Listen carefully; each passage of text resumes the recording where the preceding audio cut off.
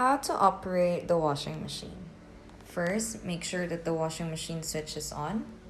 Once that is on, put your detergent here, put your clothes inside, press the on button, choose the program you'd like to use,